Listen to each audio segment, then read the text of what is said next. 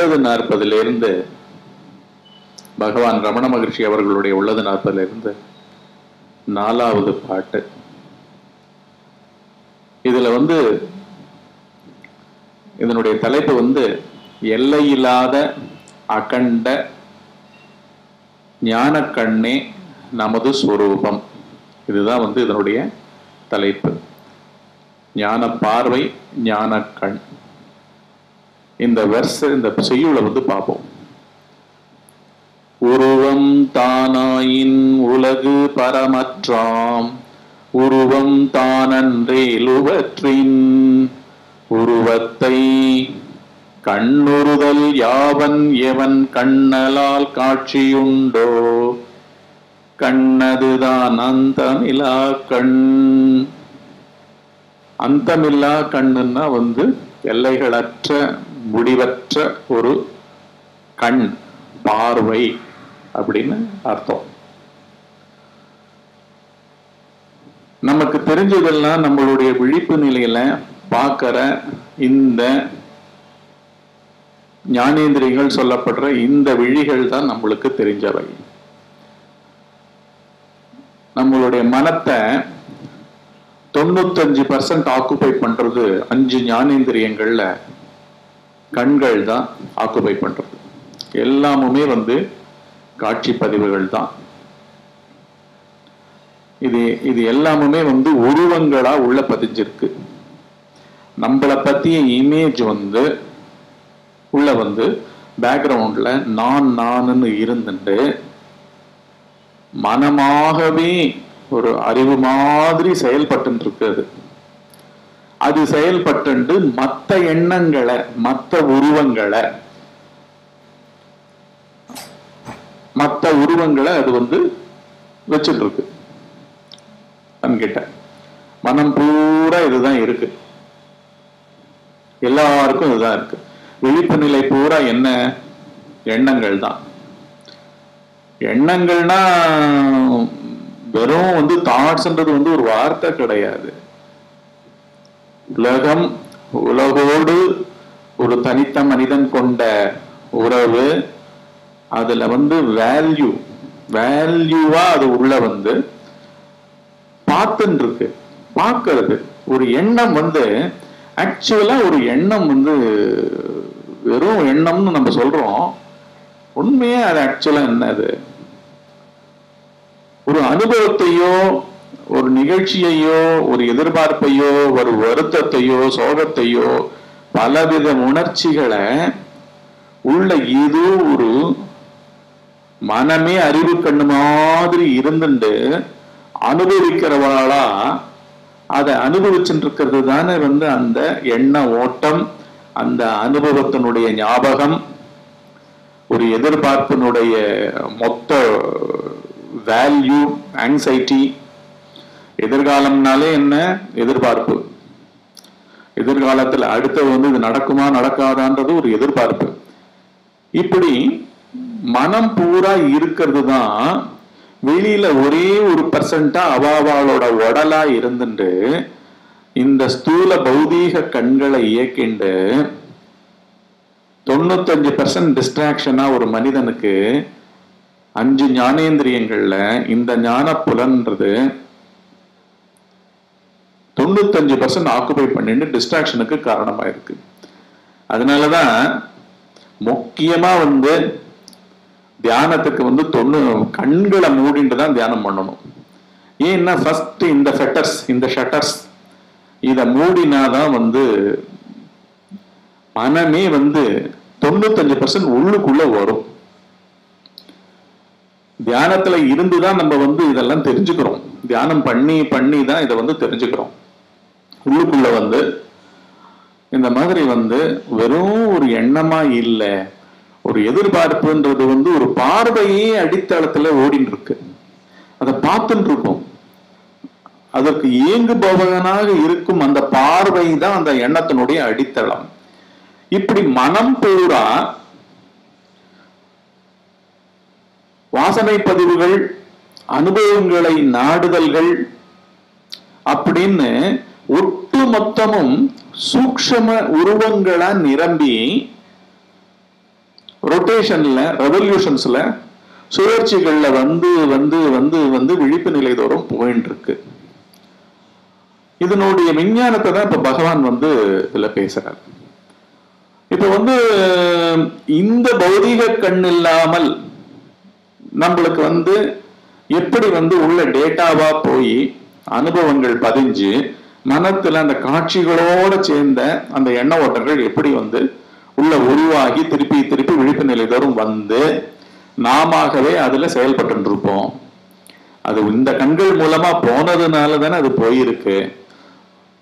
So காட்சிகளுக்கு, உருவங்களுக்கு, தோற்றங்களுக்கு வெளி உலகத்துல நாம் உருவாடி கொண்டிருக்கின்ற, கண்டு கொண்டிருக்கின்ற, அதன் மூலமாக எதையோ நாம் அனுபவிக்கிறோம் அந்த பாவங்களை, அந்த நினைப்புகள் எல்லாம் உற்பத்தி பண்ணி அந்த மாதிரி உள்ள வந்து அனுபவித்தவர்களாகவும் சோகமுற்றவர்களாகவும் அடைந்தவர்களாகவும் எல்லாத்தையும் செய்வதே வந்து இந்த பௌதீக கண்ணு மூலமா உள்ளே பதிந்த எண்ண ஓட்டங்கள் என்கின்ற மனத்தின் மூலமாக பார்த்து கொண்டிருக்கும் கண்கள் இல்லையா? உள்ள வந்து ஒரு காட்சியை வந்து கடந்த ஏதோ ஒரு நிகழ்ச்சி நடந்திருக்கு, ஒரு இன்டர்வியூக்கு போயிருக்கோம், இல்லாட்டி எங்கேயாவது ஒரு ஃபாரினுக்கு போயிட்டு வரோம், ஏதாவது ஒரு முக்கியமான இன்சிடென்ட், ஒரு எக்ஸ்பீரியன்ஸு, அது நினைவு கூறுவதனாலே ஆக்சுவலா என்ன நடக்கிறது, அங்க வாழறோம், ரீலீவ் பண்றோம். அந்த காலத்துல அந்த ஏர்போர்ட்லயோ இல்லாட்டி அந்த ஃபாரின் போன அந்த தேசத்திலேயோ நடந்த அந்த அனுபவத்துல நுட்பமா நம்ம அதுல வாழ்ந்துட்டு இருக்கோம். அதுதானே அதுக்கு அர்த்தம். அப்படி வந்து மனம் வந்து என்ன பண்றது, காலத்திலையும் வந்து அந்த உருவங்கள், தோற்றங்கள், அந்த அனுபவங்களா பதிஞ்சதுக்கு நம்மள அங்க அழிச்சுட்டு போயிடுறது, அந்த காலத்துக்கு அழிச்சுட்டு போயிடுறது. இது நடந்த 5 வருஷம் இருக்கலாம் அப்படின்னு நினைவு கூறுகின்றோம். நினைவு கூறுதல் அப்படின்னு ஞாபகத்தை கொண்டு வந்து அந்த அனுபவங்களை எக்ஸ்பிளைன் பண்ணிட்டு இருப்பா. இப்படி பார்த்தா உள்ளுக்குள்ள மனமே ஒரு கண்ணாக, ஒரு கண்ணு இல்ல, பல கோடி கண்கள். ஒவ்வொரு அனுபவமும் அந்த அனுபவித்தவனும் அம்மயமாக அந்த கண்ணாகவே வாழ்ந்து கொண்டிருக்கின்றான். இப்ப வந்து இதுல பாத்தீங்கன்னா மகாபாரதம் அப்படின்னு புராணங்கள்ல இருக்கிற அத்தனை கதைகள்லையும் பாத்தீங்கன்னா எல்லாமே வந்து க்ஷணத்துக்கு க்ஷணம் அனுபவ திரட்சிகள் தான். அனுபவ திரட்சிகளை வந்து நினைவுக்கு கொண்டு வந்து அது ஒரு பார்வை, அது ஒரு பார்வை. உண்மையை பற்றிய ஆராய்ச்சியில, தன்னை பற்றிய ஆராய்ச்சியில காட்சிகளை தாண்டி, வார்த்தைகளை தாண்டி வாயுதல்ன்ற லெவல் இருக்கு. உள்ளுக்குள்ள எனக்கு வந்து ஒரு ஒரு ஒரு இன்ஃப்ளூயன்ஸ் இல்லாமல் நான் ஒரு காட்சியை பார்க்கிறேன்னு வச்சுக்கோங்க. நான் இப்ப சொன்னேன் இல்லையா, ஒரு இன்சிடென்ட், ஏதோ ஃபாரின்ல எனக்கு ஏதோ நடந்த ஒரு இன்சிடென்ட், அந்த இன்சிடென்ட் வந்து நினைவுக்கு வந்ததுனால சந்தோஷமா ஆறேன் இல்லாட்டி துக்கமா ஆறேன், அதுக்கு இந்த இன்சிடென்ட்டை பொறுத்து. இப்போ அந்த நினைவுக்கு வருகின்ற அந்த அந்த இன்சிடென்ட், அது மூலமா நான் இப்போ வந்து இந்த தற்சமயம் இந்த மொமெண்ட்டை வந்து சந்தோஷமா இது வேற, ஆனாலும் அது ஒரு அலைவ் எக்ஸ்பீரியன்ஸ் தனியா ஃப்ளோட் ஆயிட்டு இருக்கு இல்லையா? அது எப்ப வந்து நினைவுக்கு ரெவல்யூஷன்ல வந்து நிற்கும், எப்ப என்னை தாக்கும் அப்படிலாம் எனக்கு தெரியாது. சோ அனுபவித்தவன் அனுபவத்தோட பதிஞ்சிருக்கிற விதமே மனத்துல ஒரு பார்வையா. பல கோடி அனுபவித்தவர்களை சுமந்து வர்றது பேரு தான் வாசனைகள்னு பேரு.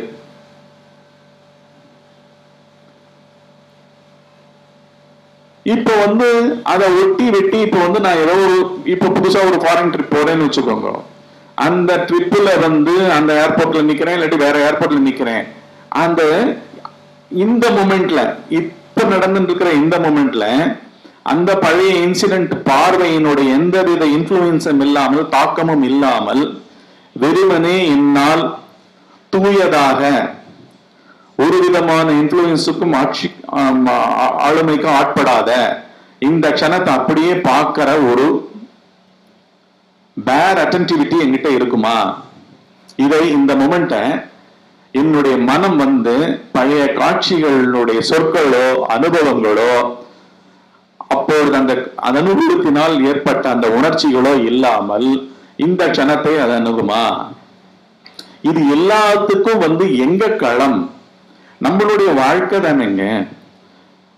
ஒரு மரத்தை பார்க்கிறேன்னா அந்த மரம் எனக்கு முதலாக அந்த மரத்தின் பெயர் எனக்கு அறிமுகமான விதம், அந்த மரத்தினுடைய தன்மைகளை பற்றி நான் உணர்ந்த விதம், அது கொடுக்கும் கனிகளோ இல்லாட்டி அது வளரும் சூழ்நிலைகளோ இப்படின்னு அதை பத்திய சயின்ஸ் அத்தனையுமே எனக்கு எப்படியோ நாளும் பொழுதுமா அந்த நாலேஜ் உள்ள போயிருக்கும். அதெல்லாம் இல்லாமல் இந்த க்ஷணத்துல அதே மரத்துக்கு நான் தண்ணி ஊத்தின்னு இருக்கேன்னு வச்சுக்கோங்க.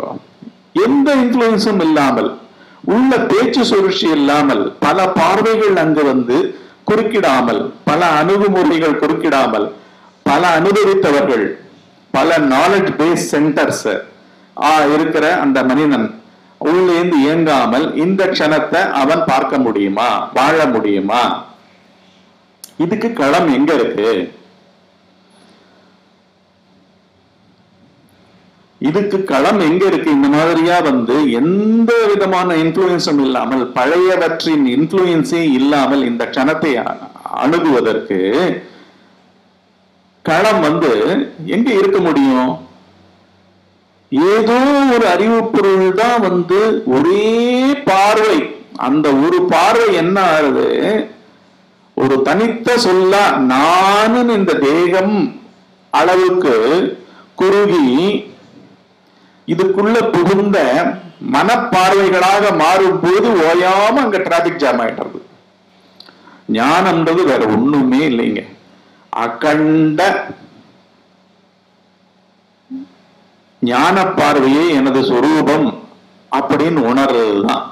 அது ஒரு உடலுக்கு, பௌதீக உடலுக்கு இல்லாட்டி மன உடல்களுக்கு, மன உடல்கள் அனந்த கோடி, அனுபவித்தவர்கள் கோடானு கோடி பேர் உள்ள இருக்கா. கஷ்டம் இல்லை. இத நேர பார்க்கணும். ஒரு மரத்துல 1000 காக்காக்கள் இருக்குன்னா ஒவ்வொரு காக்காக்கும் ஒரு பட்டாசு வைக்க வேண்டாம். ஒரு பட்டாசு கொளுத்தி போட்டாலே 1000 காக்காவும் பறந்து போயிடும். அத போல ஒரு காட்சியை காணும் பொழுதே எந்த இன்ஃபுளுன்ஸும் உள்ள இல்லாமல்,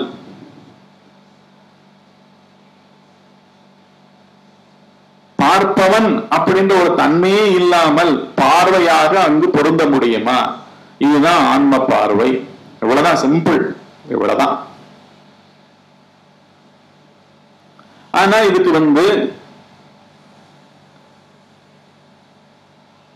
பழக வேண்டியதா இருக்கு. அதுக்கு நிலைக்களம் ட்ரைனிங் சென்டர் இது. காத்தால கண் விழிச்சதிலிருந்து நாம் செய்கிற அனைத்து காரியங்களும், எந்த காரியம் ஒன்று செய்யும் பொழுதும் அந்த காரியத்துல அந்த பொருளோட எப்படி ரிலேட் ஆயிருக்கீங்களோ அதை தாண்டி வேற இன்னொரு எண்ணமே வராமல் இருக்க முடியுமா? இருக்க முடியும். இதுதான் ட்ரைனிங்கா பண்ண போறோம். இதுதான் பகவான் சொல்றார். அதாவது நான் தேகமாகிய உருவமானால், உடல்ன்ற பௌதீக உடலான உருவமானால், உலகம் அப்புறம் கடவுள்கள் கூட உருவத் தோற்றங்கள் தானே. ஒவ்வொரு மதத்திலையும் அவரவர்கள் அமைத்த கான்செப்ட்ஸ் தானே பௌதீகத்துல அந்த அவங்களுடைய திருத்தலங்களா அப்படியே அமைஞ்சிருக்கு. இது எல்லாம் வெளியில இருக்கிறத விட முக்கியமா உள்ள ஆட்டி படைக்கிறது தானே நம்மளுடைய அன்றாட வாழ்க்கை. ஏதாவது ஒரு கஷ்டத்துல மாட்டிட்டோம்னா, பஸ்ல போறோம், ட்ரெயின்ல போறோம், பைக்ல போறோம், உடனே மனத்துக்குள்ளே அந்த கோயிலை நினைச்சுப்போம். அந்தந்த மதத்தை சார்ந்த அந்தந்த வடிவங்களையோ வடிவமற்ற தன்மையோ கூட ஒரு கான்செப்ட் தான். எல்லாமே கான்செப்ட். எல்லாம் எங்க நடமாடுகின்றது?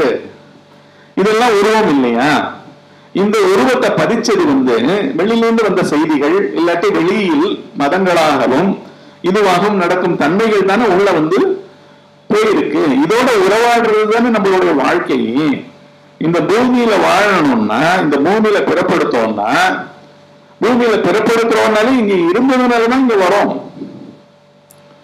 இந்த கான்செப்ட்ஸ்குள்ளெல்லாம் நம்ம இருந்ததுனாலதான் இப்ப இந்த வடிவத்துக்குள்ள வந்திருக்கோம். நம்ம இல்லாத நாளே இல்லை. இங்க வடிவங்கள் தான் மாறிக்கொண்டே இருக்கின்றது. எதற்கு மாறுகின்றது? இந்த மனம் பல உருவங்களை, பல காட்சிகளை கண்டு கண்டு கண்டு கண்டு அவைகளுடன் உறவாடி, அவைகள் இல்லாமல் மனமே இல்லை, காட்சிகளற்று மனமே இல்லை. பகவான் இதே உள்ளது நாற்பதில் இன்னொரு பாட்டு வரும்.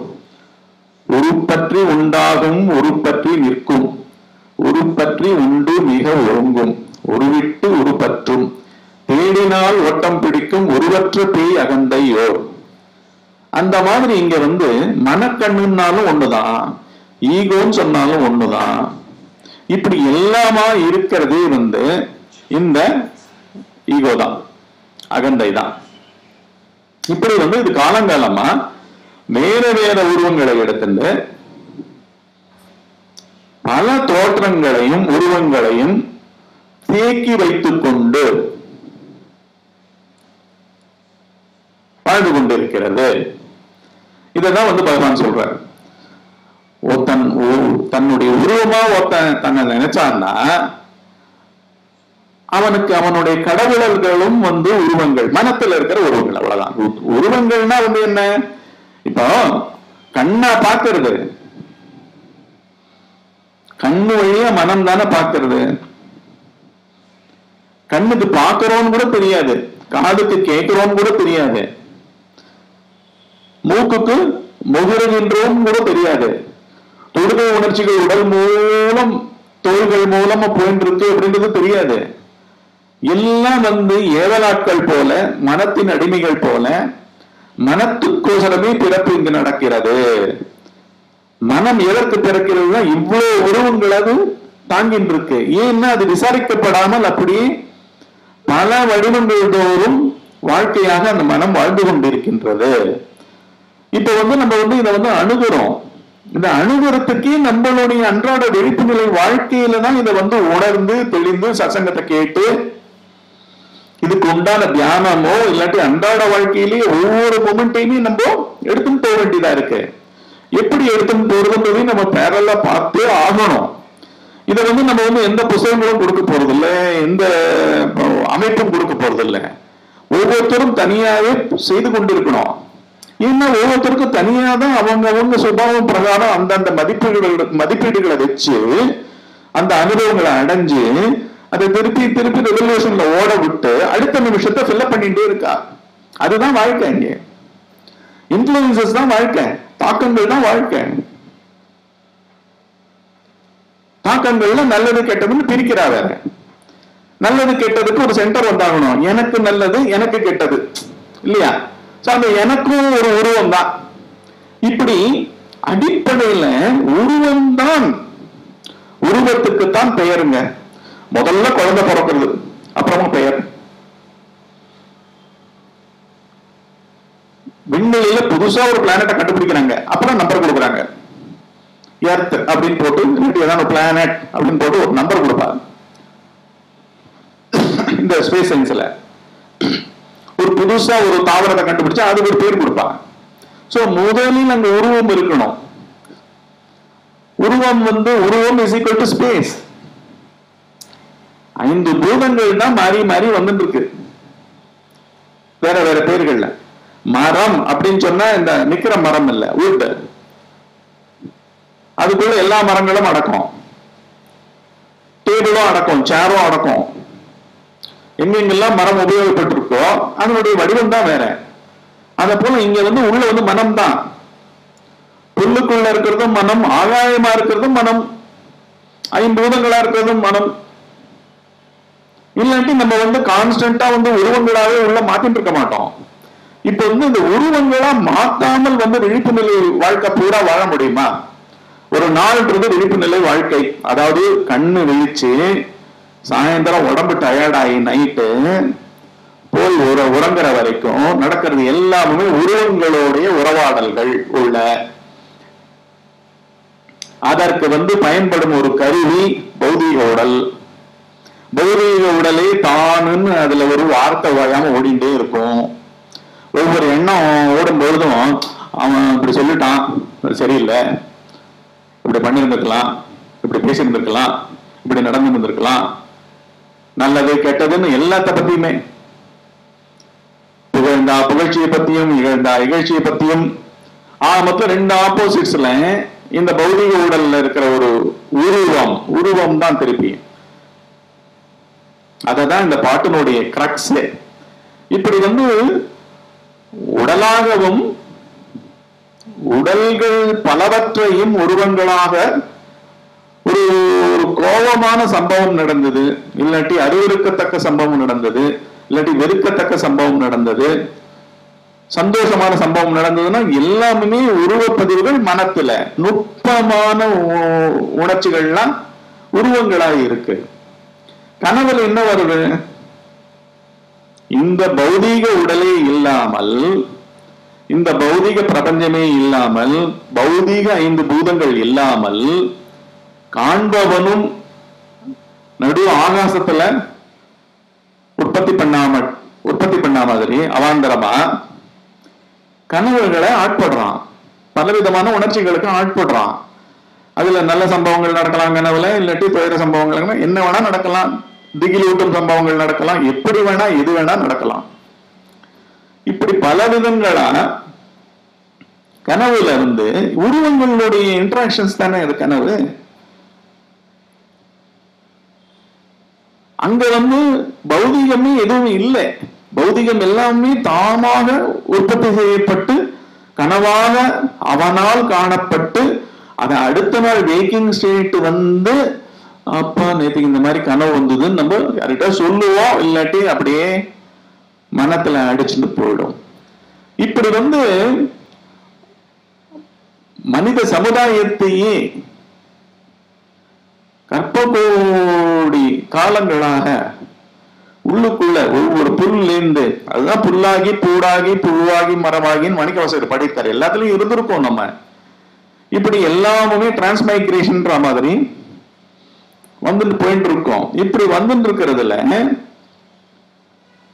எல்லாமே மனம்னு சொல்லப்படுற ஒரு உருவம், ஒரு பொய் சென்டர். அந்த பொய் சென்டர் தான் ஈகோ. ஏன்னா அந்த பொய் சென்டர்னு அதை விளக்குவதே நம்முடைய ஆழ்ந்த உறக்கம். ஆழ்ந்த உறக்கத்துல ஈகோ, மனம், இந்த இன்ஃப்ளூயன்சஸ், இந்த தாக்கங்கள், பழைய பதிவுகள், இது எதுவுமே இல்லை. மனம் இல்லைன்னா எதுவுமே இல்லை. அப்பேற்பட்ட நிலையும் நம்ம அங்க அனுபவிக்கிறோம். ஈகோ அற்ற நிலை இங்கேயே ஒவ்வொரு 24 மணி நேரத்திலையும் நம்ம அனுபவிக்கிறோம். அதை நோக்கி போய் ஆக வேண்டிய கட்டாயம் இருக்கிறது. நம்மை பற்றிய ஞானம் நமக்கு முதல்ல கிடைக்கக்கூடிய களமே நம்முடைய விழிப்பு நிலை வாழ்க்கை. காத்தாலேந்து ராத்திரி படுத்துக்கிற வரைக்கும் நீங்க உங்க உணர்ச்சிகள், உங்க உடல் அசைவுகள், நீங்க பொருள்களோட உறவாடுதல்கள், மனிதர்களோட உறவாடுதல்கள், மிருகங்களோட, உங்களுடைய பெட் அனிமல்ஸோட உறவாடுதல்கள், உங்களுடைய பிசினஸ், உங்களுடைய படிப்பு, உங்களுடைய எதிர்பார்ப்பு, உங்களுடைய வாழ்க்கை அப்படின்னு எல்லாமுமே உருவங்களா இல்லையா? இமேஜை கிரியேட் பண்ணிட்டே இருக்கோமா இல்லையா? இமேஜை செழுமைப்படுத்தி கொண்டிருத்தல், மாற்றிக்கொண்டிருத்தல், நிராகரித்து ஒதுக்கி தள்ளுதல். ஐயோ அப்படி பேசினவனா இருந்திருக்க கூடாது, தெரியாம அவகிட்ட அப்படி பேசி கெட்ட பேர் வாங்கிட்டேன், அது எப்படியாவது அதை குட் சர்டிபிகேட்டா மாத்தணும், இல்லாட்டி நல்ல சர்டிபிகேட்டையே தேடுதல், நன்மதிப்பை தேடுதல், இந்த உலகத்தால புகழப்பட வேண்டும் என்று எண்ணுதல், எதிர்பார்த்தல், இது எல்லாம் இமேஜஸ் தானே. எதிர்காலமே இமேஜஸ். கடந்த காலம் அந்த எதிர்கால இமேஜஸ நிகழ்காலத்துல மாற்றி மாற்றி சீர்படுத்தி நெறிப்படுத்தி நிராகரித்து இல்லாட்டி உற்பத்தி செய்து இப்படி பண்ணிட்டு இருக்கிறது தான் நம்மளுடைய இது. உருவங்களை ஷஃபிள் பண்ணி இமேஜஸ் ஷஃபிள் பண்ணி பண்ணிட்டு இருக்கிறது தானே இந்த மூமெண்ட்னுடைய வாழ்க்கை. அதை பண்ண வேண்டிய அது வந்து உண்மையா அப்படின்னு தெரியறதுக்கு கூட சாதகமா நம்ம அதை வந்து தெரியறதுக்கு பிராக்டிஸ் பண்றோமோ, இல்லாட்டி நம்ம வாழ்க்கையை இந்த பௌதிக வாழ்க்கை, இந்த லௌகிக வாழ்க்கை, மெட்டீரியல் லிவிங், இதையே நல்லபடியா நம்ம சீர்திருத்தி அமைச்சு நல்லா முன்னேறணும்னு நினைக்கிறோம்னா கூட ஒர்க் பண்ண வேண்டிய இடம் எங்க? உள்ளதானே. உள்ள வந்து இருக்கும். எப்படி ஒர்க் பண்ணணும்? இதுக்கு வந்து பகவான் வந்து இந்த வழி சொல்றாரு. அகண்ட பார்வையா ஆக்கி வேலை பண்ணு. அகண்டன்னா என்ன? குறுகாத.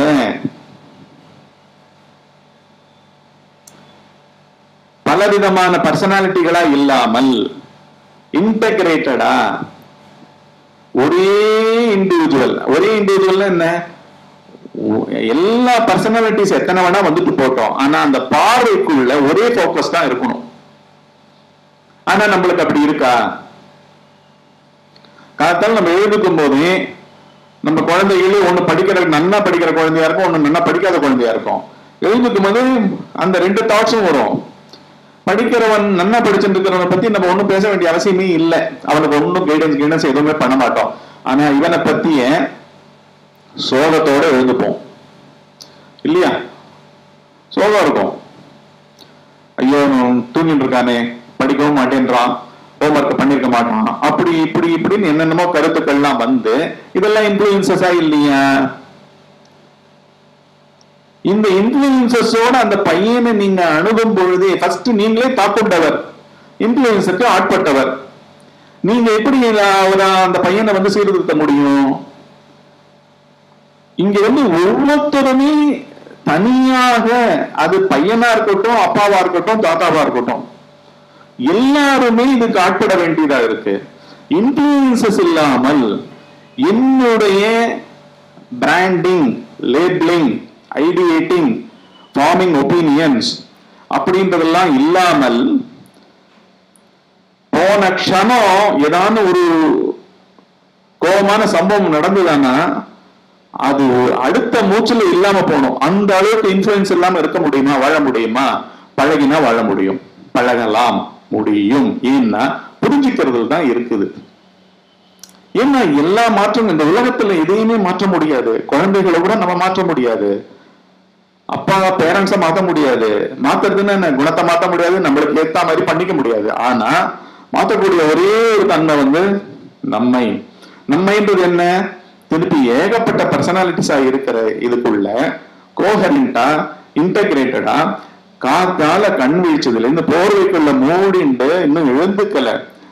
உடல் உணர்வு, உலக உணர்வு, உங்களுடைய பல கதாபாத்திரங்கள் எல்லாமே இன்னும் மனத்திரையில அப்படி வந்திருக்குன்னு வச்சுக்கோங்க. வரும்பொழுதே அவைகளை எந்த விதமான எதுவுமே பண்ணக்கூடாது. அத வரும், வராம இருக்கவே இருக்காது. ஃபர்ஸ்ட் வரும். ஞானம்னா அப்படியே வந்து இது வந்து ஒரு அருவத்துல நடக்கிற சக்தியினுடைய ஏக்கங்கள் மனம்ன்றது. அதெல்லாம் வந்து நம்ம ஒண்ணுமே பண்ண முடியாது. ஒரு தாட்டு வந்து மற்ற தாட்டுகளை வந்து அப்படியே தள்ளாது. இந்த நினைப்பே வரக்கூடாது. கண்ணதாசன் பாட்டு, நினைக்க தெரிந்த மனமே உனக்கு மறக்க தெரியாதா, இரண்டு மனம் வேண்டும் அப்படின்லாம் இருக்கு. பட் இது கவிதைக்கு நல்லா இருக்கும். உண்மைக்கு வந்து உண்மையை நம்ம நேரடியா பார்த்தானா நம்மளுக்கே கவிதை மாதிரி பொங்கும். எப்படி டீல் பண்ணணும்லாம் தெரிஞ்சிடும்.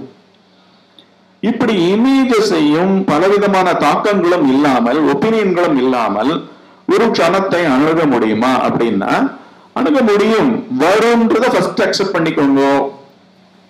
எது வேணா வரும்.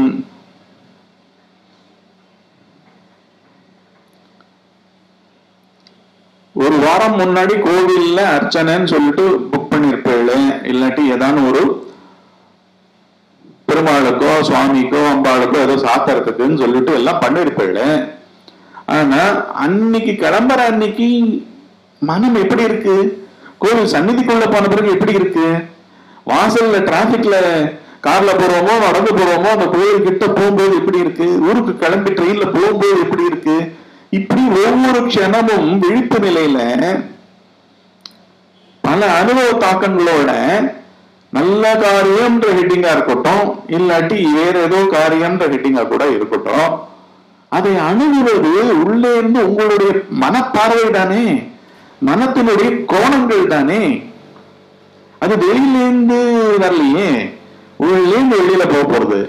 உள்ளேந்து வெளியில போற இடத்திலேயே அகண்ட பார்வையா வாழ முடியுமா? பேர் அட்டென்ஷன் தான் அகண்ட பார்வை. பேர் அட்டென்ஷன் வெற்றுன்னு சொல்றதை விட பூரண கவனம்னு சொல்லலாம். ஏன்னா மைண்ட்ஃபுல்னஸ். அது நீங்க உடம்பும் இல்லை, உலகத்துல இன்ஃபுளுன்ஸ் கொண்ட பர்சனாலிட்டிஸும் இல்லை, ஆனா காரியங்கள் செய்ய இன்னும் அற்புதமா பண்ண முடியும். அதே பையன் சரியா படிக்காத பையனை பத்தி அந்த தாட்ஸ் வந்தா கூட இப்படி படிக்கலையே, போன செமஸ்டருக்கு இந்த செமஸ்டர் இன்னும் மோசமா போயிடுது அப்படின்னு வந்ததுன்னு வச்சுக்கோங்க, வரும், வராம இருக்காது. ஏன்னா தாக்கங்களை பதித்தவர் நீங்க தான். பேசி பேசி பேசி உள்ள ஒவ்வொருத்தரும் நாம் தான் தாக்கங்களை பதிச்சுக்கிறோம். அங்க அந்த தாக்கங்களே அற்று அதை பத்தி பேசாம வரும், வந்துதானே பாக்குறது. சரி, இப்ப எழுதுவோம், அவ்வளவுதான். இப்படி கருணையா உங்க தாட்டை ட்ரீட் பண்ணாதான் இன்ஃபுளுன்ஸ் ஃபர்ஸ்ட் இல்லாமல் அதே பையனை கருணையா போய் எழுப்புவீங்க. கண்ணா எழுந்துடுறா, எழுதுக்கோ, நீ என்ன ஹோம்ஒர்க் பண்ணிருக்கியோ பண்ணலையோ, செமஸ்டர் பண்ணிருக்கியோ அதை பத்தி இல்லை, எழுந்துக்கோ முதல்ல. அவன் என்ன வேணா ரியாக்ட் பண்ணுவான், அவன் வழக்கம் போல ரியாக்ட் பண்ணுவான். உங்க மெச்சூரிட்டி இருக்காது. உங்க மெச்சூரிட்டி, நீங்க திடீர்னு மெச்சூரிட்டி இந்த மாதிரி சசங்கெல்லாம் கேட்டு நீங்க ஆயிருக்கீங்கன்றது அவனுக்கு ஓடி இருக்காது, அவன் பார்த்திருக்க மாட்டான். அதனால அவன் இப்படிதான் ரியாக்ட் பண்ணணும், நம்ம அன்பா போயிருக்கோம், அவன் ஓப்பனா அணுகணும் அப்படின்னு திருப்பி நம்ம கண்டிஷன் போடக்கூடாது. உள்ளுக்குள்ள நம்மளே கண்டிஷன் போடக்கூடாது. அதனாலதான் ஒவ்வொரு க்ஷணமுமே இங்க ரொம்ப அலர்ட்டா வாழ வேண்டியதா இருக்கு. இங்க நம்ம கிட்ட உலகத்துல இல்ல, உள்ளே உருவாகுபவர் அவர் தான் பிரச்சனை.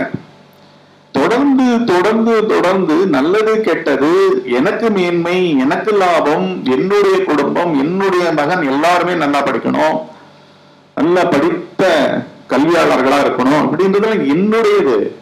இங்கதான் பிரச்சனை, அங்க பிரச்சனை இல்லை. இது நானா வச்சிருந்த சேலஞ்சஸ், நானா கிரியேட் பண்ண சேலஞ்சஸ். ஆனா இந்த சேலஞ்சஸ் அறியாமையினால வந்துட்டே இருக்கு. இப்ப தெரிகிறது இது ஒரு அறிவுமான சக்தி.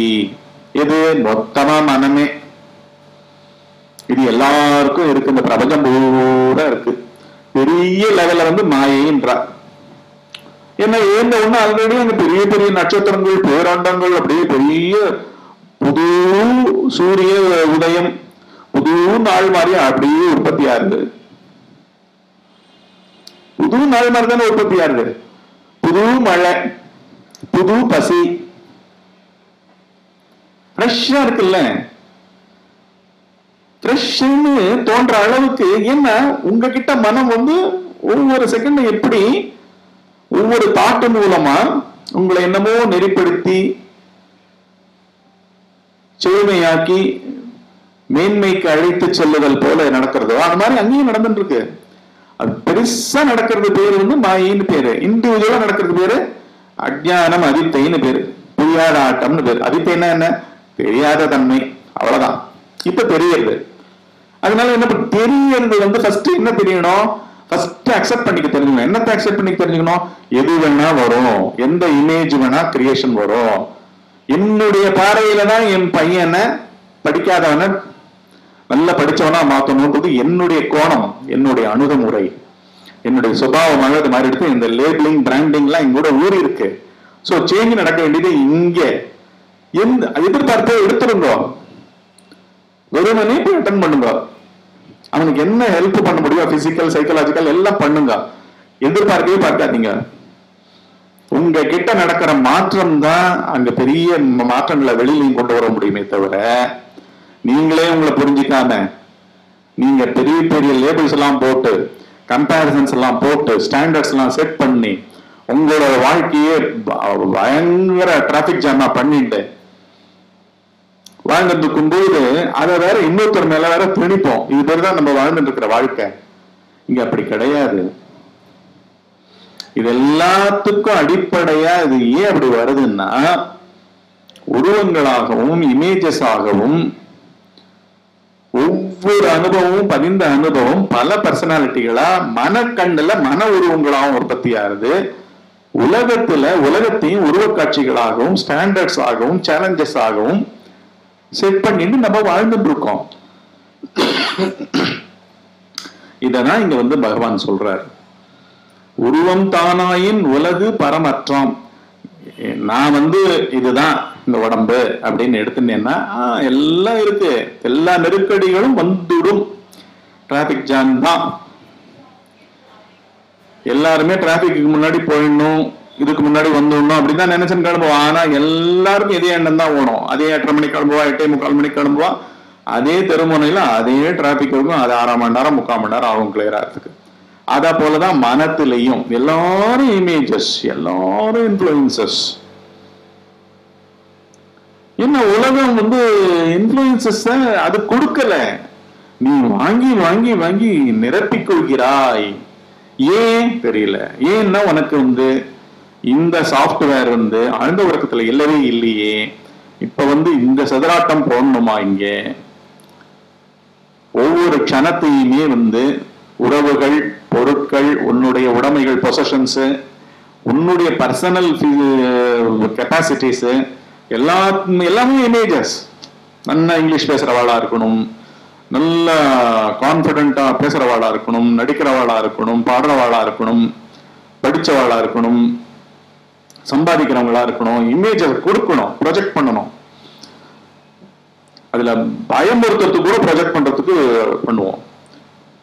இப்படி வந்து இமேஜஸ் இமேஜஸ் இமேஜஸ் இமேஜஸ், இதுதான் உருவங்கள் தான்.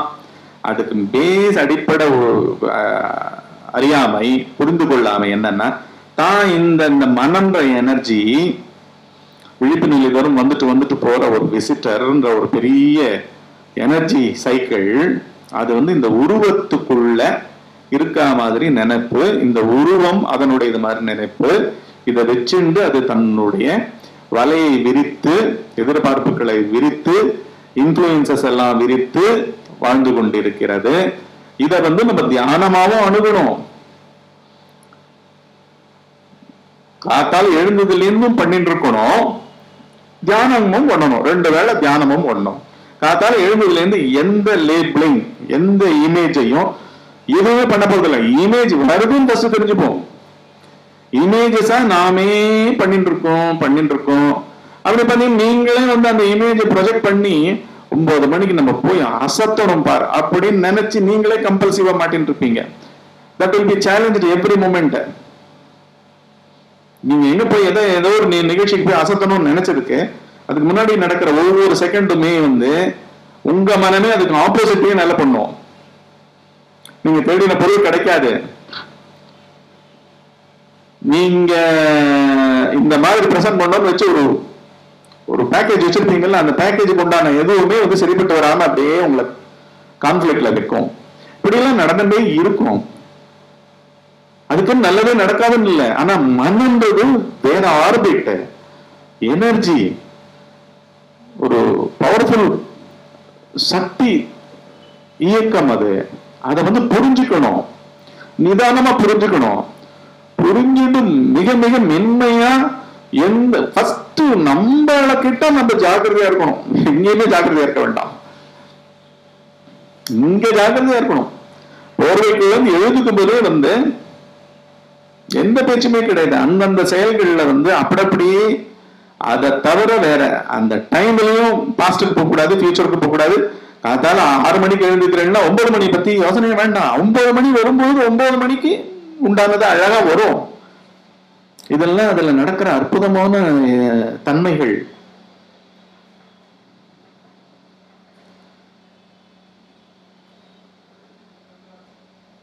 இதுதான் வந்து அதனுடைய நுட்பம். அதுக்கு வந்து தடையா இருக்கிறது பலவிதமான இமேஜஸ் தான்.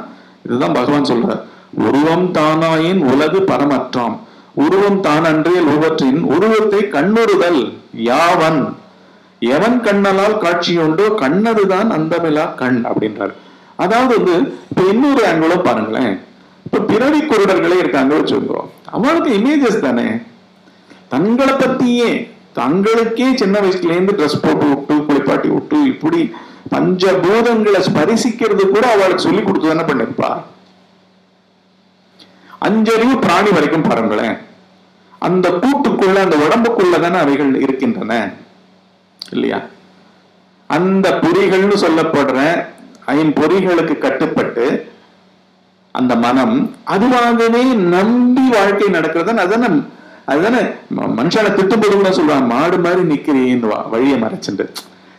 ஆக்சுவலா மாடெல்லாம் ரொம்ப வசந்தது, எல்லாமே வசந்தது, மனுஷனும் நல்ல வசந்தவன் தான், தெரியல. பிராணி வந்து மட்டமானது இல்லை, அவைகள் வந்து உண்மையாக இருக்கின்றன. ஒவ்வொரு க்ஷணமும் அவைகளுடைய வாழ்க்கை வந்து அந்த ஐம்பொறிகள் என்று சொல்லப்படுற அந்த ஐம்பொறிகள் அந்த உடல் அந்த உபாதிக்கு கட்டுப்பட்டு அந்த அளவுக்கே வாழ்ந்து அந்த அளவுல என்னெல்லாம் நடக்கிறதோ அதுக்கு மாற்று கருத்தே இல்லாமல் அனலிசிஸே இல்லாமல் தனித்த ஈகோ இல்லாமல், வலிக்கிறதுன்னா வலிக்கிறது, ஒரு நாய்க்கு கால் உடைஞ்சதுன்னா கால் உடைஞ்சது, அடிபட்டதுன்னா அடிபட்டது, அதுல தாட் ப்ராசஸ் கிடையாது. ஆனா மனுஷனுக்கு வந்து அதை வச்சு நிறைய இமேஜஸ் உற்பத்தி ஆகும். அதை வச்சு என்னென்னவோ சைக்கலாஜிக்கல் திங்ஸ் எல்லாம் உருவாகி உலகத்துல மஞ்சள் எடுக்கிறது வரைக்கும் போய் இப்படி வந்து பல கோடி அனர்த்தங்கள் வந்து உற்பத்தி ஆற அந்த இது வந்து இந்த இமேஜ் கிரியேஷன் சொல்லப்படுற மனத்துல தான். பிறவி குருடர்களுக்கு எல்லாமே இமேஜஸ் தான், மனத்துல தானே வாழறா, மனத்துல தானே அவ உறவுகள், அந்த குரல், அந்த ரூபாய் நோட்டு, அந்த வேல்யூ, அவருடைய முன்னேற்றம், அவருடைய எதிர்காலம் கூட அவரா தாட்ஸ்ல போடுறது தானே அந்த எதிர்காலம். பௌதிக கண்ணு இல்லையே அவருக்கு, பார்வை இல்லையே, அவர் பிறவி குருடராச்சே.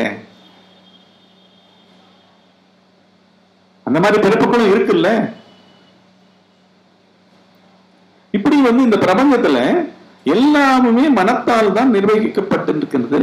இந்த மனம் தான் களம். நீங்க விழிப்பு நிலையில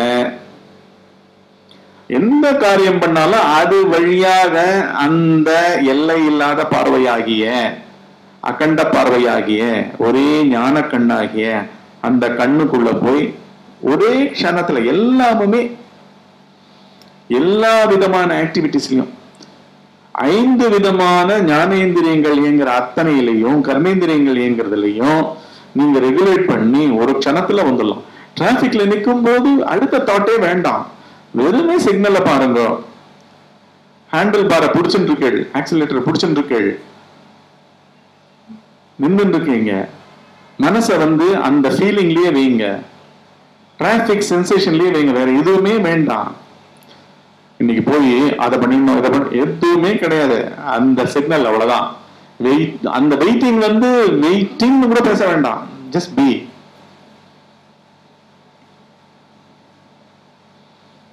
பையன் சரியா படிக்கல, செமஸ்டர் சரியா பண்ணல, நாளுக்கு நாள் மோசமாயிட்டு வரான், கமெண்ட்ஸே வேண்டாம், உள்ள நீங்க பேசவே வேண்டாம். இன்னைக்கு காத்தால எழுந்திருக்கும் போது இன்னைக்கு காலை பியூரா அட்டன் பண்ணுங்க, பொறுமையா அவனை அட்டன் பண்ணுங்க, எதுவுமே பேசாம அட்டன் பண்ணுங்க, என்ன உதவி பண்ண முடியுமோ பண்ணுங்க. நீங்க உங்களுக்கு சின்சியரா இருக்கிறது மூலமா தான் உங்களை வந்து அப்படியே அந்த அம்பையர் ரெஃபரி மாதிரி பாலை பார்த்துட்டே இருப்பாரு, அவர் ஆட்களை பார்க்க மாட்டாரு. பால் ஃபவுல் பிளே ஆச்சுன்னா உடனே குரல் கொடுப்பாரு, விசில் அடிப்பாரு. அந்த மாதிரி நீங்க உங்களுடைய எந்த லேபிளிங் வந்தாலும் ஃபவுல் ஆட்டம், எந்த பிராண்டிங் வந்தாலும் உங்களை பத்தியும் சரி உலகத்தை பத்தியும் சரி, அப்படி ஒரு விளையாட்டு போல இந்த சாதகத்தை கொண்டு வாங்கோ. எந்த இமேஜஸும் வேண்டாம், எந்த இன்ஃபுளுன்ஸும் வேண்டாம். டிராபிக்ல நிக்கிறேன் அவ்வளவுதான், ஆபீஸ்க்கு போறேன், அந்த செக்யூரிட்டியை வாசல்ல பார்த்துட்டே போகும்போது கூட அன்னைக்கு புதுசா பார்த்துட்டு போனேன், நிறைய டீடைல்ஸ் கிடைக்கும், அலைவா இருக்கும். இது வந்து அகண்ட பார்வையா மாறிக்கொண்டிருக்கிற மனம், கண்டிஷன்டு மனம் இப்போது அகண்டமாக விரிந்து கொண்டிருக்கின்றது. ஒப்பீனியன்ஸே கிடையாது. 15 நாள் கழிச்சு ஒரு அர்ச்சனைக்கோ ஒரு ஆராதனைக்கோ ஒரு அபிஷேகத்துக்கோ எதுக்கோ ஒண்ணு புக் பண்ணிருக்கீங்கன்னா பண்ணிட்டு வந்துட்டீங்க. ஒவ்வொரு நாளைக்கு ஒவ்வொரு வேலையை பண்ணி ரெடியா வச்சுருங்க. ஆங்ஸைட்டி வேண்டாம், எதுவும் வேண்டாம். எப்ப ஈஸ்வரார்ப்பணம்னு சொல்லி அதை பண்றது மூலமா ஏதோ உங்களுக்கு பரிகாரம் பண்ற நடக்கிற மாதிரி நினைக்கிறீங்களோ, பவித்திரமா நினைச்சிட்டு அப்படியே போயிட்டே இருங்க. எந்த ஒப்பீனியனும் வேண்டாம். அன்னைக்கு போகும்போது ரிலாக்ஸ்டா போங்க. ஒரு க்ஷணத்துல ஒரு மூமெண்ட் ஒரு ஆள் தான் இருக்க முடியும். உண்மையே அதுதான். அந்த பார்வை ஒண்ணுதான் இருக்க முடியும். வேற பார்வைகள் நிறைய பர்சனாலிட்டிஸ் இருக்கவே முடியாது. இதுதான் அங்க சத்தியம். இரண்டாவது லைன்ல உருவம் தானன்றே உருவற்றின் உருவத்தை கண்ணுறுதல் யாவன். யார் பார்க்கறா? நான் இந்த உருவம் கிடையாதுப்பா அப்படின்னா, உருவம் கிடையாதுன்னு சொல்றதும் நான் உருவம் தான் சொல்றதும் ரெண்டுமே மனம்தான். அது எல்லாம் உடலையும் உபயோகிச்சுட்டு அதுவே இல்லைன்னு சொல்றது, உடலை உபயோகிச்சு அதுதான் நானுன்னு சொல்றது, உலகம் தான் நானுன்றது. அது என்னோட காரு, அது என்னுடைய பெண், இது என்னுடைய மகன் அப்படின்னு பரிதவிக்கிறது, பாசத்துல கட்டு போடுறது, இது எல்லாமே இமேஜஸ் தான். சோ ரெண்டுமே மனப்பார்வையா இருக்கட்டும், கண் பார்வையா பௌதிக பார்வையா இருக்கட்டும், எல்லாமே மனத்தினுடைய குழப்பத்தினாலதான் இப்படி போயிட்டு இருக்கு. இந்த இமேஜஸ் எல்லாமுமே நடைமுறைக்கு எந்த பிராண்டிங் எந்த லேபிளிங் இல்லாம பண்ணிட்டே இருக்கணும். காத்தால எழுந்து தண்ணி குடிக்க போறேன்னா அதை தவிர வேற ஒண்ணும் கிடையாது. அன்னைய ப்ரோக்ராம்ஸ் பத்தி எதுவுமே கிடையாது. பல்லு தேய்க்கிறேன்னா அவ்வளவுதான், காப்பி குடிக்கிறேன்னா அடுத்த வேலை, குளிக்க போறேன்னா அதுதான். பேப்பர் படிக்கும் போது பேப்பரை பத்தி பார்த்துப்போம். உடனே மற்றவங்களை திருத்தத்துக்கே கிடையாது. இது உடனே இதெல்லாம் ரொம்ப அற்புதமா இருக்கு, நான் பண்ணி பார்த்துட்டு இருக்கேன், நீ பண்ணுன்னு உடனே டீச்சிங் கிடையாது, யாருக்குமே கிடையாது. எல்லாம் எனக்கு தான். நான் ஆக்சுவலா I am thinking allowed with you. நான் பண்ணிட்டு இருக்கிறத நான் அவங்க கூட பேசிட்டு இருக்கேன், அவ்வளவுதான்.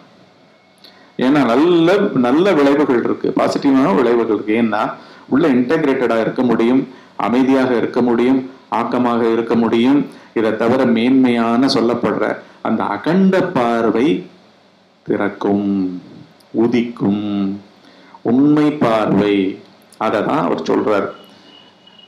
எந்த கண் இல்லாமல் காட்சி உண்டோ அந்த கண்ணுதான் அந்தமில்லா கண் அப்படின்றாரு. எந்த கண் இல்லாத ஆழ்ந்த உறக்கத்துல ஒண்ணுமே இல்லை, உலகம் இல்லை, தனி மனிதன் இல்லை.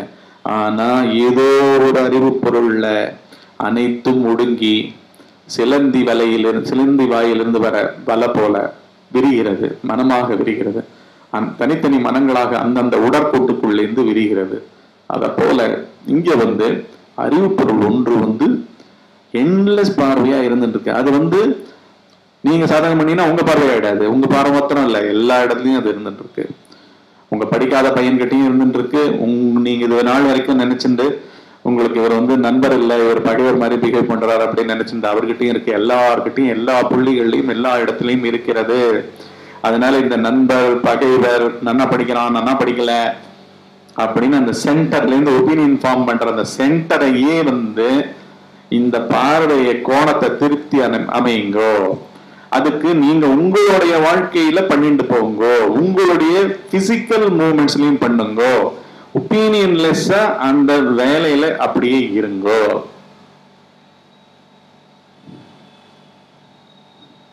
எல்லாமே ரோல்கள் வெளியிலிருந்து சமூகத்தால் கொடுக்கப்பட்டது, உண்மை இல்லை. ஏன்னா ஆழ்ந்த உறக்கம் ஒண்ணுதான் உண்மை. தனி மனிதன் கூட அங்க இல்லை, பிறந்தவனும் இல்லை இறந்தவனும் இல்லை. அதுதான் ஆழ்ந்த உண்மை. வெறும் ஸ்பிரிட்னு சொல்லப்படுற அந்த அறிவு பொருள், இருப்பு பொருள், மாறாத பொருள், தோன்றாத பொருள் ஒண்ணுதான் இருக்கு. அந்த பார்வையா மாறுறதுக்கு தான் நம்ம அத்தனை சாதனங்களும் பண்றோம். இதப்போ பண்ண ஆரம்பிங்கோ. கண்ணதுதான் கண்ணலார் காட்சி உண்டோ, எந்த கண்ணல்லாத காட்சி உண்டோ கண் அதுதான் அந்தமில்லா கண் அப்படின்னு பகவான் இந்த பாட்டை முடிக்கிறார். இதை ஒட்டிய ஒரு தியானத்தை 2 வேளை பண்ணுங்க, காத்தால சாயந்தரம். என்ன எல்லாம் உள்ள நீங்க தியான காலத்தை உட்காரும் பொழுது எல்லாமே அனுபவங்கள் வரப்போகுது. எல்லாமே இமேஜஸ் தான், உருவம். அந்த உருவத்தை பேச்சாவும் கூட வருது, அந்த ஆடியோ வீடியோ கம்பைண்டா வருது, உணர்ச்சியாக வருது. அது நீங்களே, என்னுடைய உணர்ச்சி, என்னுடைய சோகம் தான் அங்க வருது. என்னுடைய எதிர்பார்ப்பு தான் வருது. என்னுடைய மகளை பத்தி, என்னுடைய மகனை பத்தி, என்னுடைய படிப்பை பத்தி, என்னுடைய ஆரோக்கியத்தை பத்தி, என்னுடைய பணமின்மையை பற்றி, என்னுடைய இயலாமையை பற்றி, என்னுடைய அவமதிப்புகளை பற்றி, என்னுடைய பெருமைகளை பற்றி உள்ளுக்குள்ள எனக்கு பாராட்டு நடந்ததுன்னா அதை நினைச்சு நினைச்சு நானே மகிழ்ந்துட்டு இருப்பேன். எல்லாருமே நம்மளுக்கு நம்மளே என்னன்னு தெரியாமே நம்ம இதெல்லாம் பண்ணிட்டு இருக்கோம். மெஸ்மரைஸ் பண்ற மாதிரி இமேஜை அங்க சொல்லிஃபை பண்ணிட்டே இருக்கும். இங்க எங்கேயுமே தேக்கம் வராமல் இருக்கிறது தான் தியானம் தனியா உதவி பண்ணும். ஆனா காத்தால கண் வீழ்ச்சதுல இருந்து வர அத்தனை எண்ணங்கள்லயும் லேபிள் இல்லாமல், பிராண்டிங் இல்லாமல், ஒப்பீனியன்ஸ் இல்லாமல், அந்தந்த மூமெண்ட் அந்தந்த ஃபீலிங்ஸ், அதை தவிர வேற ஒண்ணுமே கிடையாது. இங்க அந்த பூரண உணர்வுன்றது அகண்ட உணர்வு. அது உங்களுடைய உணர்வு மொத்தம் இல்லை, என்னுடைய உணர்வு மொத்தம் இல்லை. நீங்க தனியா போய் ஏதோ ஒரு செயலி ஆக்க போறது இல்லை. ஞான பார்வைன்றது அகண்ட பார்வை. அகண்ட பார்வையில நீங்க இருக்கும்பொழுது கண்ட பார்வையா பர்சனாலிட்டிஸ் கூட பியூட்டிஃபுல்லா இங்க பெர்ஃபார்ம் பண்ணணும். என்ன பர்சனாலிட்டி அதுக்குள்ள அடக்கம். சமஷ்டியில, சமஷ்டின்னா தொகுப்பு, தோட்டம், தோப்பு, தென்னந்தோப்பு, தனி தென்னை மரம், அதுதான் வியஷ்டி. தோப்புக்குள்ள தென்னை மரம் அடக்கம். அது போல அகண்ட பார்வையில என்னுடைய பர்சனாலிட்டி செழுமை கூட இதுல அடக்கம். அங்க கரெக்ட் ஆச்சுன்னா, மூலத்தை நான் உணர்ந்தேன்னா, அதுக்கேத்த மாதிரி ஒவ்வொரு மூமெண்ட் ஆஃப் வாழ்க்கை ஞானம்ன்றது எங்கேயோ கடைசி காலத்துல ஏதோ ஒரு டைம் போஸ்ட்போன் பண்ணி வச்சுட்டு 60 வயசுக்கு மேல, 50 வயசுக்கு மேல, 40 வயசுக்கு மேல, அதுக்கப்புறம் இவ்வளவு மூட்டை சேர்த்துட்டு பிறகு நான் போய் உட்கார்றேன், இதெல்லாம் கிடையவே கிடையாது. இப்போ இம்மீடியட். ஏன்னா எந்த மூமெண்ட் இந்த இமேஜஸ் சுமந்து இருக்கிற இந்த மனம் இந்த உடம்பை விட்டுட்டு போடுமோ, அது போறதுக்கு முன்னாடி அதுக்கு எல்லாம் தெரிஞ்சுடணும் அப்படின்னு ஞான வேட்கை கொள்ளணும். ஞான வேட்கை கொள்பவர்கள் என்ன சொல்றா, மோட்சத்தில் நாட்டம் கொண்டவர்களை முமுட்சுக்கள் அப்படின்றான். அதுதான் உயரிய நிலை. அந்த நிலையை நோக்கிதான் நம்ம அனைவரும் அன்றாட வாழ்க்கையை பயன்படுத்திக்கணும். அதுதான் பண்ண பொருள். தியானத்துல அதே ரெஃபரன்ஸ் பாயிண்ட், வெளியில இருந்து மணி ஓசை, உள்ள மூச்சு போயிட்டு வந்துட்டு உடல் உணர்ச்சி எங்கேயாவது ஒரு இடத்துல தொடர்ந்து ஃபீல் பண்ண போறீங்க. இல்லாட்டி ஃபேன் இருந்தா ஃபேன் உணர்ச்சி, இல்லாட்டி காத்தால சில்லுன்னு இருந்ததுன்னா இந்த ரூம்ல அந்த சென்சேஷன், ஏதோ ஒண்ணு. இது எல்லாமே ரெஃபரன்ஸ் பாயிண்ட். இது எல்லாமே எதுக்கு? தனித்த கண்டப்பட்ட பார்வையாக ஒரு இமேஜ் கூட அங்க வந்ததுன்னா அதுக்கு ஒரு இருப்பு இருக்கான்னு பாக்குறீங்கன்னா, பார்வையும் அங்க இருக்கு. பார்ப்பவன், இமேஜை பார்ப்பவன், பார்வை, அந்த இமேஜ், இது மூணு ஒரே புள்ளியில அறிவா கண்டப்பட்டு நமக்குள்ளே தனியாக நம்மை அகண்ட பார்வையில நகர்த்தி வைத்துக் கொண்டிருக்கிறது. அதுதான் திங்கிங். அதனாலதான் அனைத்து மதங்களுடைய ஒரே இது என்ன, இந்த தாட் ப்ராசஸ்ன்றது ஒரு பயங்கரமான பொய். அதை எடு. யோக சித்த விருத்தி நிரோதக, சித்தத்திலிருந்து உதிக்கும் அந்த எண்ணங்களை ஒடுக்கு. ஏன் ஒடுக்குறதுன்னு புரிஞ்சுக்கோ, புரிஞ்சுனா இல்லை. அதுதான், அதுக்குதான் தியானம் பண்ண பொருள். எது வந்தாலும் images. We are interacting with images. We are caught in images. We are creating images. We are modifying images. We are images. Nothing but images. Physical as well as psychological. இதுதான் வரப்போறது. போட்டது போட்டபடி அந்த மூச்சு தெரியணும், ஒவ்வொரு மூச்சும் தெரியணும். இல்லாட்டி பெல் சவுண்ட்ஸ் மூலமா இருக்கணும், இல்லாட்டி உடல் உணர்ச்சி மூலமா இருக்கணும். பிசிக்கலா த்ரூ அவுட் த டே வாழும் பொழுது அந்தந்த காரியங்கள்ல எந்த ஒப்பீனியன்ஸ் இல்லாம, யாரை பத்தியும் ஒப்பீனியன், உங்களை பத்தியும் ஒப்பீனியன்ஸ், உங்களை பத்தி முதல்ல ஒப்பீனியன்ஸ் கூடாது. ஐயோ இப்படி வருது, கோயில் சந்நிதியில நிக்கிறேன், இப்படி வருது, ஏதோ ஒரு ஞாபகம் வருது, அப்படிலாம் இந்த மாதிரிலாம் கிடையவே கிடையாது. எது வேணா வரலாம்.